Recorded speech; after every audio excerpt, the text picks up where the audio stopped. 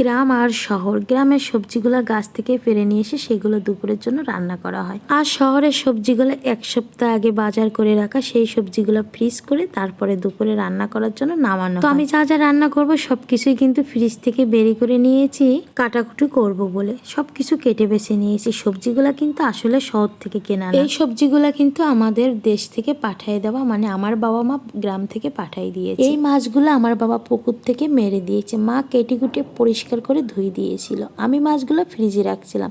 সবজিগুলো কিন্তু আমাদের ক্ষেতেরই, নিজেদের পুকুরের মাছ সত্যি অন্যরকম স্বাদ, ছোট হোক আর বড় হোক যেমনই হোক খেতে কিন্তু অসাধারণ। বাবা মার ভালোবাসার জিনিস সবসময় কিন্তু ভালো লাগে। সবসময় যেতে পারি না, হয়তো বছরে এক দুবার গিয়ে মার হাতের রান্না খাওয়া। হ্যালো ফ্রেন্ড, সবাই কেমন আছেন? আশা করছি সবাই ভালো আছেন। সিজাস ব্লগে সবাইকে স্বাগত।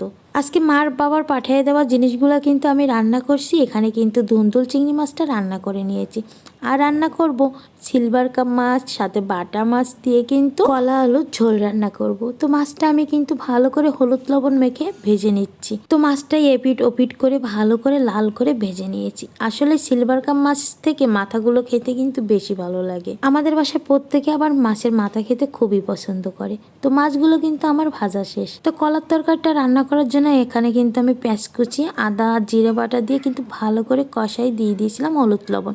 মশলাটা ভালো করে কষাই নিয়েছি, দিয়ে দিয়েছিলাম কেটে রাখা আলু আর কাঁচকলা, গোটা কাঁচামরিচও কিন্তু দিয়ে দিয়েছিলাম। ভালো করে কষাই দিয়ে দিয়েছিলাম আলু কাঁচকলাগুলো ভালো করে সিদ্ধ করে নেব। দেখুন আলু কাঁচকলা সিদ্ধ হয়ে গিয়েছে, এখন কিন্তু ভেজে রাখা মাছগুলো দিয়ে ভালো করে জাল করে নেব। তো কিছুক্ষণ জাল করে নিয়েছি, আর নামানোর আগে কয়েকটা কাঁচামরিচও দিয়ে দিয়েছি। তো কাঁচামরিচ দিয়ে কাঁচকলা আলু মাছের ঝোল রেডি। আমার রান্নাগুলো দেখতে তোমাদের কেমন লাগে অবশ্যই কমেন্ট করে জানাবে।